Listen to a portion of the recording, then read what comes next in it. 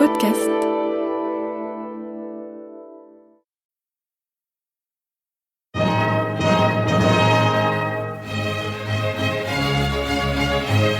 Bon baiser de partout. Une émission secrète de...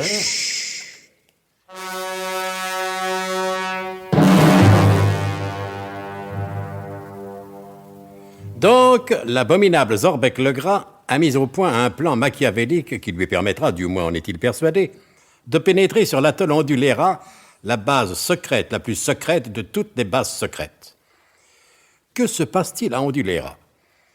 Après la panne inexplicable qui met en cause l'existence même du postulat biglotronique, le biglotron répond « no comment » au colonel de Guerlas qui lui demandait de préciser ce qu'il entendait par « origine extraterrestre » concernant les graves perturbations dont la planète venait d'être le théâtre. No comment, c'est tout ce qu'il trouve à répondre, votre biglotron, quand on y pose une question nette, précise et bien définie. Que voulez-vous que je vous dise, colonel? N'importe quoi, mais dites quelque chose. Le génial père du biglotron, c'est vous, c'est pas moi. Je ne suis qu'un humble chercheur, colonel. J'essaie de comprendre les lois de la nature. Ce n'est pas moi qui les établis. Les lois de la nature. Ainsi, vous trouvez naturel que votre biglochose de Bédotron réponde no comment, et en américain, par-dessus le marché commun. Tout dépend, comme disent les philosophes et les théologiens, de votre définition personnelle de l'adjectif naturel. Ainsi, colonel, un exemple. Estimez-vous que votre disparition soit, elle aussi, un phénomène naturel? Quelle disparition? J'ai jamais disparu, moi. Oh.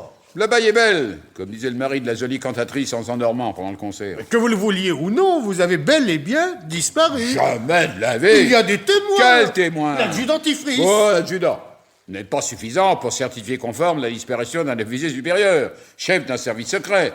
Vous autres savants, vous n'avez aucun sens de la hiérarchie militaire. L'adjudant Marie-Roustifrice est un excellent sous-officier, dévoué, discipliné. Mais au deuxième tonodrome, son sens de l'observation se trouve quelque peu émoussé. Et il y a d'autres témoins. Qui? Nicolas, le roi d'Aix. Ouais, un beau témoin en vérité. Pauvre Nicolas. Lui, il a véritablement disparu. Nous sommes pas prêts, hélas, de faire appel à son témoignage. Enfin, il y a moi. Moi aussi, j'étais présent. Ouais, il n'y a que vous, en effet. Ce qui ne fait qu'un seul témoin, et vous connaissez l'adage. Testes unus, testetulus. Ne cherchez pas de contrepétrie, il n'y en a pas. Ça signifie tout simplement qu'un témoin unique est un témoin sans valeur. Nous verrons bien si le jury du Nobel partagera cette opinion. Ne vous vexez pas, professeur, ce n'est pas votre valeur d'homme de science qui est en cause. Faisait allusion à la fragilité des témoignages humains en général, car en ce qui concerne ma prétendue disparition, c'est ma parole contre la vôtre. Vous restez persuadé que vous n'avez pas disparu? Je soutiendrai cette opinion, la tête sur le billot et les deux pieds enfoncés fermement dans le terreau du bon sens. Pourtant, à plusieurs reprises, quand vous êtes revenu... Mais je suis pas revenu, puisque je n'étais pas parti. Je veux dire, quand vous êtes revenu, pour moi, à mon point de vue, à plusieurs reprises, vous avez murmuré « Il me semble avoir déjà entendu cela quelque part ». Et vous-même, en prononçant une phrase, vous avez remarqué « J'ai déjà dit ça ». En effet, professeur, je ne le nie pas. Ne trouvez-vous pas étrange, cette sensation de déjà vu, déjà entendu, déjà vécu? Si, bien sûr, mais vous savez, arrivé à un certain âge, on ne fait que se répéter. Sauf pour certaines choses, ce qui est plutôt moins agréable. Souvenez-vous en particulier du moment où vous vous êtes adressé au biglotron. Oui, j'étais très net. J'ai eu la sensation d'avoir déjà vécu cette scène, mais psychologiquement, c'est très explicable. J'avais dû rêver cette scène dans l'avion qui m'amenait de Paris. Rêver? En êtes-vous bien certain? Alors comment expliquez-vous que votre montre-bracelet retardait d'une demi-heure sur les nôtres? Une demi-heure? Le temps précisément qu'a duré votre disparition. Si j'étais impressionnable, vous parviendriez à jeter le doute dans mon esprit. Ah. Non. Tant que vous ne présenterez pas un fait matériel indiscutable, je n'admettrai pas l'hypothèse de ma disparition. Non et non. Bien. Est-ce que votre montre-bracelet prend du retard d'habitude? Non, jamais. Je ne supporterai pas.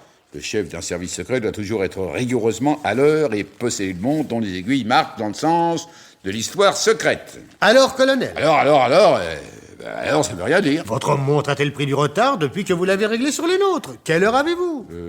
-2. Il est -2. Pouvez-vous me dire pourquoi et comment cette fidèle compagne, qui ne vous a jamais trahi depuis des années, vous a subitement lâché, et précisément pendant cette demi-heure-là? Oui, 5 minutes avant la trahison, les fidèles compagnes sont toujours de fidèles compagnes. Mon colonel, mon colonel! Eh ben, colonel. Qu'est-ce qu'il y a, Tifris? Qu'est-ce qu'il y a? Monsieur l'ingénieur Abner, le roi des combles. Oui, quoi, il a disparu lui aussi? Mais non, mon colonel, il m'a dit de vous dire comme ça, à vous. Alors, monsieur le professeur, que le biglotron, il s'était remis encore une fois en marche. Et cette fois, il parle pas, mais il a écrit quelque chose sur la machine à écrire du téléx consommateur. Non, mais vous voulez dire qu'il s'est exprimé directement par le téléx? Oui, il y a un message, tenez, le voici là.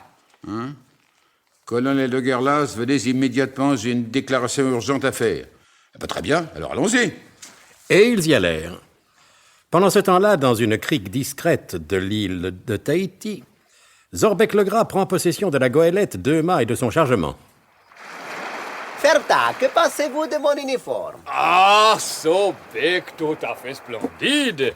Un véritable loup de mer. Ah, Mais dites-moi, Zorbec, pourquoi vous avez plus de galons que moi? mais parce que je suis le commandant, mon cher. Natürlich, je n'avais pas pensé. Ah, voici notre brave ami, l'intègre commerçant chinois. Bonsoir, messieurs. Bonsoir. Alors, satisfait? C'est bien le bateau que vous cherchiez? Il fera l'affaire? Espérons-le. À première vue, il n'a pas l'air antipathique. Vous verrez, c'est une excellente goélette. Ah, hein? Comment elle s'appelle? Elle s'appelle la pas feignante à l'ouvrage. Oui, mais ici, les indigènes qui le sont plutôt l'appellent la pas feignante. Il y en a même qui disent tout simplement la pas fait. C'est un navire qui a été récupéré à la fin de la guerre au titre des réparations et dommages de guerre. Ah, bon, elle n'est déjà donc plus tout jeune, n'est-ce pas? Ça lui fait comment, 22 ans Ah, maintenant? beaucoup plus, monsieur. Réparation de guerre, 14-18. Oui, bah, ça, oui, bah, encore heureux qu'il n'y ait pas eu de bataille navale pendant celle de 70. Hein? Parfait. Oh, Zorbec, ignorant, Zorbec, triple ignorant. Le cuirassé de Reichshofen, hein? Vous êtes gentil, vous m'oubliez une seconde. Monsieur le Chinois, vous nous aviez promis également, pour faire plus sérieux, un pavillon de complaisance. Ah oui, j'ai ce qu'il vous faut. Ah, Hein. très bien. Coquet pavillon de banlieue. Oui, Oui. double living, 3 chambres, salle d'eau, garage. Parfait. L'équipage est au complet? Et il manque 2 hommes. Ah, mais dis donc, c'est ennuyeux, ça. Non, j'ai donné rendez-vous ici même à 2 hommes. Je voulais auparavant votre accord. Le grand Zorbec ne peut s'embarquer qu'avec un équipage au complet. Attention, hein? Qu'il vienne. Oui, monsieur. Ah.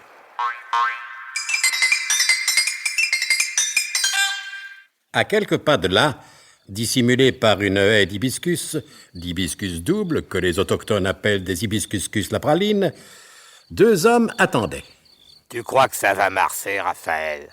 Mais pourquoi que ça marcherait pas, Zul? Ce qu'on fait là, c'est oser, Raphaël. Dans notre métier, il faut savoir oser. Dans les autres aussi, d'ailleurs. Très juste ce que tu dis là, Raphaël. T'as tes cassets contre le mal de mer? Ouais. T'en veux? Non, attends. Faut savoir avant si on embarque. T'as raison, Raphaël. Ces trucs-là, si on les prend à terre, ça fisse mal au cœur. Mais ça donne surtout envie de dormir. Et c'est pas le moment de dormir. Officiel, Jules. Faut ouvrir l'œil et le bon. Hé, Raphaël, le Chinois nous fait signe. Passe-moi un café.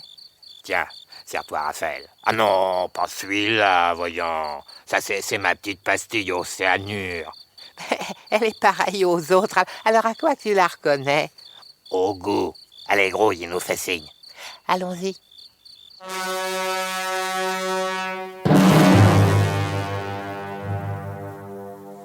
Et les frères Fauderche, c'était eux, vous les avez reconnus, contournèrent prudemment la haie d'hibiscuscus la praline qui les protégeait des regards indiscrets pour se diriger vers la pas feignante à l'ouvrage qui mouillait dans la crique discrète à quelques encablures de la plage. La pas feignante à l'ouvrage justifiera-t-elle le nom qu'elle porte? Vous le saurez certainement dès les prochains épisodes de notre grand feuilleton biglotronique d'espionnage et des mers du Sud. Bon baiser de partout. C'était Bon baiser de partout. Une émission secrète de... Pierre Dac et Louis Rognoni. Avec Roger Carrel, Maurice Chevitte, Pierre Dac, Claude Dasset, Laurence Riesner, Alain Roland. Décryptage et mise en code, Jean-Wilfried Garrett.